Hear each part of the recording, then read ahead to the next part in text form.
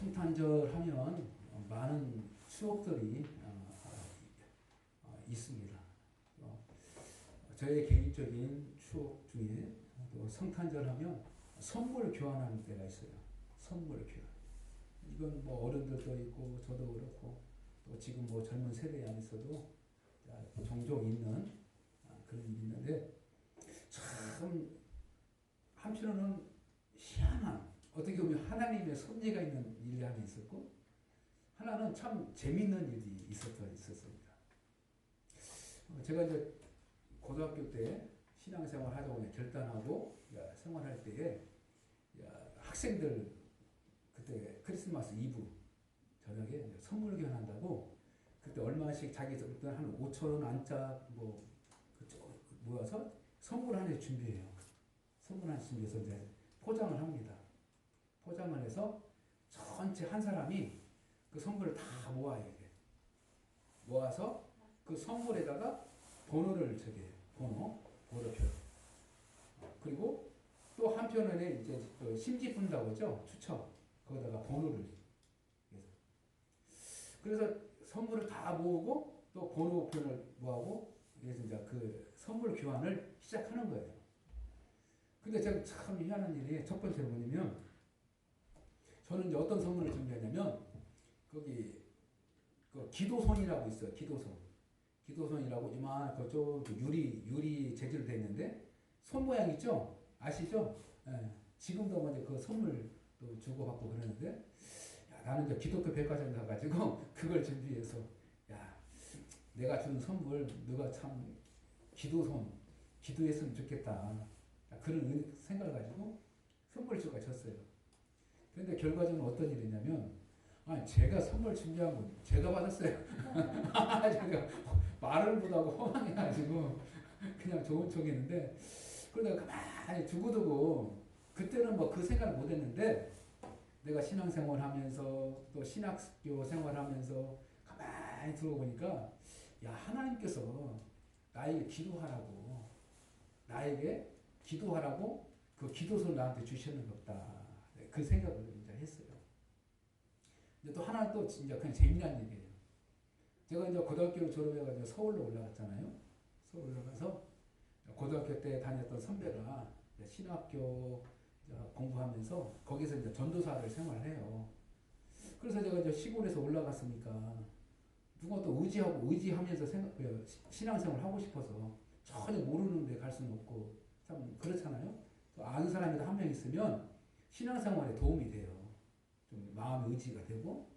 근데 물론 뭐 이제 하나님을 보고 신앙 성장하지만 처음에는 그런 것도 이제 필요한 거예요.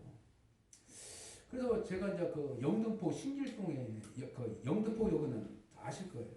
그 부근이 바로 이제 신길동이에요. 신길동 이제 차로 한 10분 정도만 가면 되는데 저는 이제 교회를 저기 버스로만 1시간 정도 가는 거죠.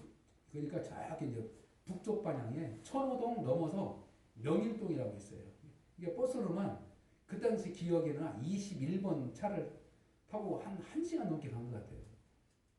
근데 나는 그때는 신앙이 또 있었고 또 그 열정이 있었고 그런데 또 이제 타지에 가다 보니까 어디서 신앙생활 할까? 서울은 무섭다는데. 그래서 그 선배가 이제 거기서 하니까 저를 이제 알게 되고 그래서 그쪽으로 가게 됐어요. 근데 거리가 멀어도 저는 그냥 기쁜 마음으로 다녔어요. 그때 당시 신앙. 근데 그때 가서 이제 크리스마스. 근데 그때는 이제 작은 교회였어요. 작은 교회 있었는데 근데 이제 크리스마스 성탄节준비를 해서 선물 교환을 한 거예요. 선물. 근데 모 권사님이 이제 저도 이제 그 선물을 이제 준비를 했죠. 했는데 똑같이 선물을 준비하고 이렇게 이제 또 친지를 뽑고 이제 그러는 거예요. 그런데 모 권사님이 제가 선물을 그 톤을 다 받았어요. 풀지도 않았거든요. 선물 보니까 자기가 선물을 사가지고 포장했으니까 자기 거는 알잖아요. 그죠? 자기 거. 내 거 선물을 누구한테 가는구나. 이게 보이는 거야. 그리고 이제 말은 않고 이제 있는 거지. 근데 제가 이제 선물하면서 이게 받았어요. 이렇게 이제 심지 뽑아가지고. 받았는데 그 뭐 권사님이 막 웃는 거예요. 이렇게 막 웃어. 그거 막 이거 이거 어떡하지? 막 이게 당황하고 있는 거예요. 그래서 난 몰랐어. 난 그때는 몰랐는데 끝나고 난 후에 나한테 오시더니 아유 선생님 선물 돌라는 거예요. 그러니까 봤더니 뭐냐면 자기는 그 교회 다니는 어떤 청년이 있었어요. 청년. 예. 청년이 있는데 자매도 몇 분 있었는데 그 청년의 이 속옷을 이렇게 준비해가지고 주고 싶어하면 그거 한 거예요. 근데 나한테 온 거예요, 이게. 그러니까 그 준비하신 그 권사님이 당황해가지고 이거 나중에서 알았는데 그걸 바꾸자고 막 그러는 거예요, 마음을. 근데 나중에 알고 보니까 사실은요 그런 일이 있었어요. 근데 나한테 얘기하더라고. 이게 그때는 몰랐는데 나중에 사람들가 그렇게 왜 그랬냐 얘기할 때 그런 일이 있었어요. 근데 뭐냐면 성탄절 하면은 여러 가지 추억거리가 있습니다. 추억거리인데 또 어릴 때에 선곡을 준비해요. 선곡을 준비합니다. 군사도 해보고 또 어떤 사람들은 뭐 이제 마리아도. 근데 그때 피크는 요셉과 마리아가 주인공입니다. 요셉과 마리아가 주인공이에요. 그래서 그냥 주일학기 때 그걸 준비하면서 이제 추억거리도 만들고. 그래서 우리가 성탄절은요 정말 기쁨이 넘치는 그게 가장 주제는 기쁨이에요. 그래서 우리 성도들이 12월 달에 정말로 기쁨들이 가득하기를 제가 축복합니다. 그리고 하나님께서 여러분들 마음 가운데 소원이 하나씩 이루어지는 그런 축복이 있는 줄 믿습니다. 그래서 12월 첫째 주부터 12월 마지막 주까지 성탄절기로 준비를 해요, 우리가. 그래서 교회 꾸미는 것도 하고, 그리고 첫째 주부터 마지막까지 성탄까지 우리가 첫째 주는 이렇게, 둘째 주는 이렇게 해가지고 준비하고 이렇게. 그래서 한 달 동안 예수님의 탄생에 대해서 성경적으로 우리가 보고 또 배우고, 그 다음에 예수님의 탄생의 의미가 무엇인지 이런 것들을 우리가 하나님의 말씀을 통해서 알게 되는 거죠. 그래서 오늘 가장 중요한 것은 뭐냐면 기뻐. 오늘 10절 말씀 보면 그들이 별을 보고 매우 크게 기뻐하더라. 아멘. 그리고 8절 말씀 보면 베들레헴에 보내며 이르되 가서 아기에 대하여 자세히 알아보고 찾거든 내게 구하여 나도 가서 경배하게 하리라. 아멘. 그러니까 성탄절을 통하여서 우리가 하나님께 나타나는 신앙의 고백은 뭐냐면 경배하는 것과 그 다음에 기뻐하는 거예요. 할렐루야? 기뻐하는 거예요. 자, 그래서 우리가 성경을 하나씩 공부하다 보면 여러 가지 바라볼 어떤 관점이 있어요. 첫째는 뭐냐면 사람의 입장에서 성경을 보는 관점이 있습니다. 두 번째는 뭐냐면 하나님 입장에서 보는 관점이 있어요. 그래서 성경을 읽다 보면 우리 사람들의 이야기가 있어요. 근데 하나님의 성경 이야기가 있는 중에 하나님께서 하신 말씀들이 담겨져 있습니다. 그래서 우리 성경 오늘 본문 말씀을 통하여서 사람의 입장에서는 무엇을 우리에게 요구하고 있는가라는 것이에요. 그러면 우리 주님께서 이 땅에 오셔가지고 하실 일들이 있어요. 예수님께서 탄생해가지고 이 땅에서 하실 일이 세 가지가 있어요. 가장 세 가지인데 첫째는 죄에 대해서 죄를 해결해 주시는 거예요. 할렐루야? 죄를 해결해 주시는 거고, 그 다음에 두 번째는 우리를 구원해 주시는 거예요. 할렐루야? 우리를 구원해.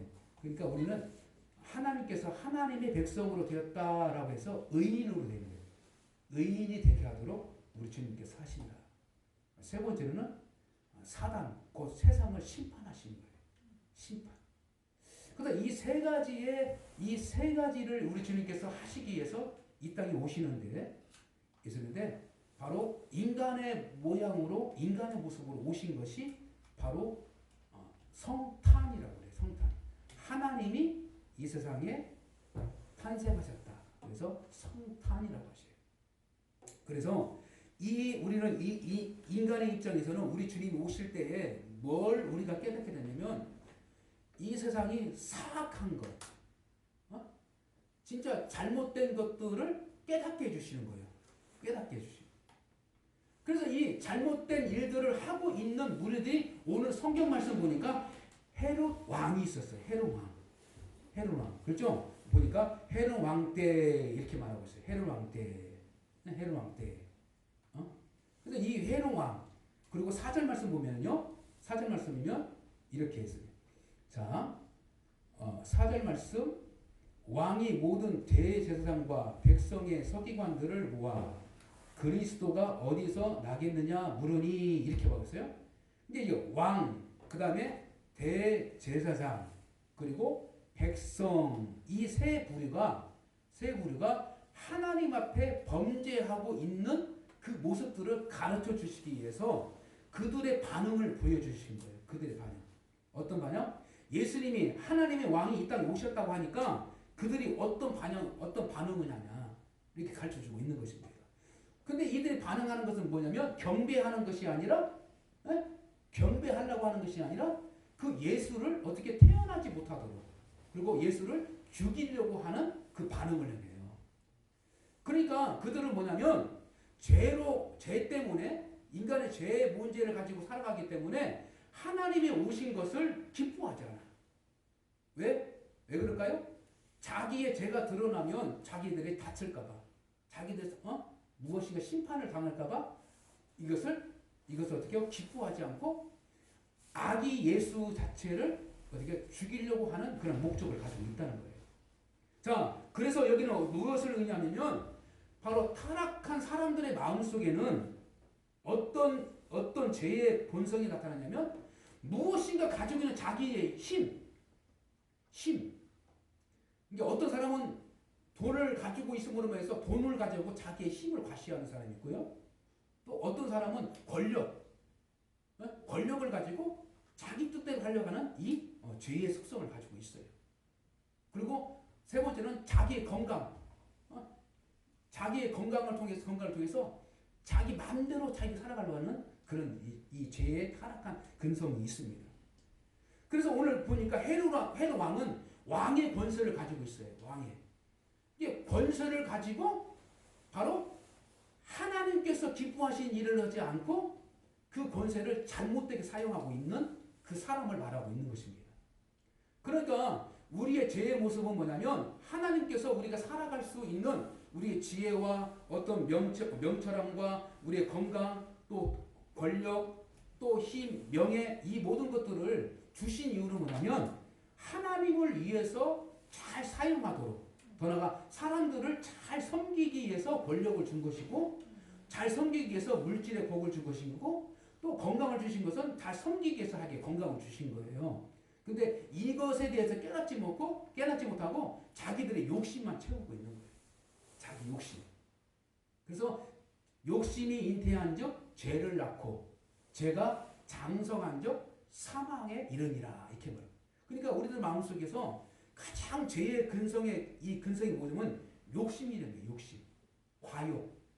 그러니까 자기의 형편과 이 부분 안에서 우리가 잘 이게 정리해가면서 어떤 합리적으로 하나씩 채워가는 이 지혜가 필요한데 때로는 어떤 과시하고 싶어서 과시하고 싶은 마음도 있어서 자기가 결국에 나중에는 그것 때문에 실패하게 되고 넘어질 때가 많은 거예요. 이것이 우리의 마음은 그렇지 않은데 이 사단, 이 죄는 그런 생각을 줘가지고 내가 없는데 있는 것처럼 이렇게 과욕을 하게 만들어서 그거에서 죄에서 떨어지게 만들어요. 이게 죄의 근세. 근데 이게 헤롯 왕이 바로 권력을 가지고 백성을 잘 다스려야 되는데 이 헤롯 왕은 이 권력을 가지고 자기를 위해서 궁을 짓고 자기를 위해서 어떤 건물을 건축하고 이런 일에 빠져있는 사람이었어요. 자, 두 번째는 대제사장과 백성들 백성의 서기관이라고 있어요. 4절 말씀 보면 이들은 뭐냐면 어떤 죄를 가지고 있냐면 대제사장은 어떤 성경적인 학자예요.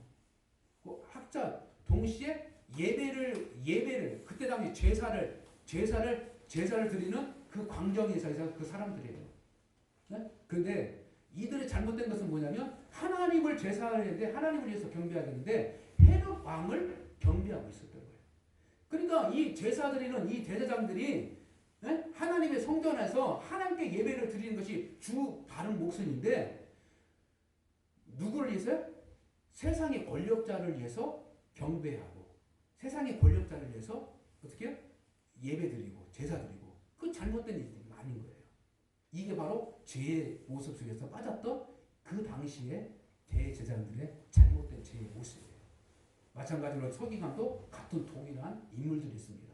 자, 여기서 잠깐 정리하면 뭐냐면 우리 주님께서 이 땅에 오신 것은 뭐냐면 우리 사람들의 죄에 대한 것들을 가르치고 깨닫게 하여서 그들이 회개하도록 만드는 것이 바로 이 땅에 오신 그 목적인데 불구하고 이들은 이 땅에 왕으로 오신 그 와중에 소식을 듣음에도 불구하고 그들은 회개하지 않고 자기 자신을 돌아보지 않고 오히려 아기 예수를 죽이려고 하는 그런 그 목적을 가지고 잘못된 길을 가고 있는 것들을 보여주고 있는 것입니다. 자, 상대적으로 반대로 이 동방박사는 저기 그때 당시에 저기 동쪽에 동남아 끝 동쪽에서 별을 연구하는 이 학자들이었어요. 별을 연구하는 학자들.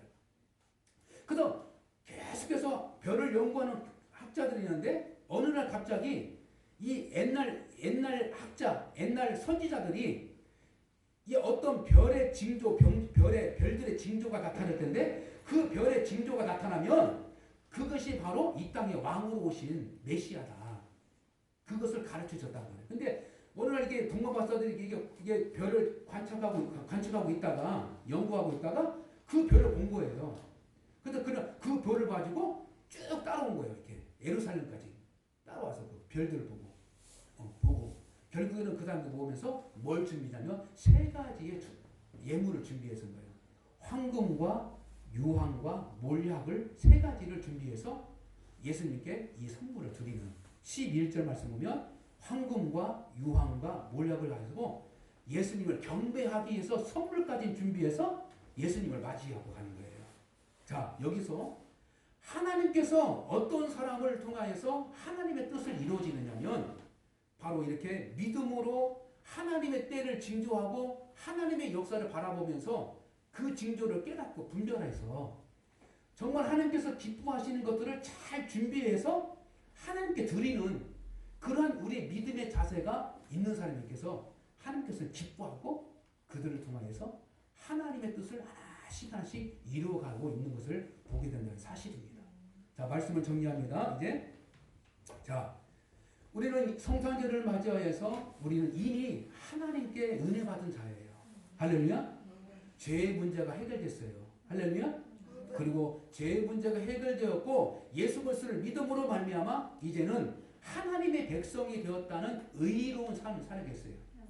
그리고 마지막으로 주님이 이 땅에 다시 오실 그때 이 세상을 심판하실 때에 우리는 그 심판을 받지 않게 되고 오히려 우리는 그 심판날에 칭찬과 영광이 다 준비되는 인생을 살아가는 그런 거룩한 성도의 삶이 우리에 주어지고 있는 것을 믿으시기 바랍니다. 그래서 우리가 믿음 생활을 하에 있어서 우리가 하나님께서 우리가 받은 우리 은혜는 뭐냐면 우리에게는 하나님께서 우리에게 주신 가장 본질적인 목적은 뭐냐면 몇 가지냐면 바로 하나님께서 주신 사명과 순종의 길을 걸어가는 것이 가장 중요해요. 근데 이 사명과 순종의 길은 무엇을 의미하냐면 바로 주님께서 우리에게 맡겨주신 인생을 충실하게 우리가 하나씩 해나가는 것. 마지막으로 이 맡겨진 상을 예배와 봉사와 섬김과 이 순종의 삶을 살아가면서 하나님께서 이루어지는 그 마지막 날까지 그날을 기다리면서 하나님의 말씀에 순종하고 예배 생활 잘하고 기도 생활하고 교회 안에서도 섬겨나갈 수 있는 그러한 믿음의 자세의 행함이 우리에게 요구된다는 것입니다. 그러므로 말씀을 정리합니다. 우리가 한평생 살아갈 때에 기회가 있습니다. 그죠? 기회가 있어. 하나님을 만날 수 있는 기회, 그리고 내가 구원받을 수 있는 기회, 그리고 하나님께서 기뻐하신 일들을 할 수 있는 기회들을 우리가 특별히 예수 성탄절 맞이해서 생명으로 오신 영원한 생명으로 오신 이 예수님을 내가 잘 영접하고 그를 위해서 감사하고 경배하면 우리 인생이 과거의 인생 실패하고 어렵고 힘든 넘어졌던 인생들이 이제는 건강한 삶 그리고 건강한 인생 행복한 이상으로 갈 수 있는 하나님의 축복이 약속되어 있습니다. 그러면 여러분들 성탄절기를 맞이해서 우리가 하나씩 하나씩 다시금 성경 안에서 주시는 예수님의 탄생에 대해서 기억하고 하나님이 주신 은혜를 누릴 수 있는 귀한 날 되시기를 주님의 이름으로 간절히 축복합니다. 기도합니다.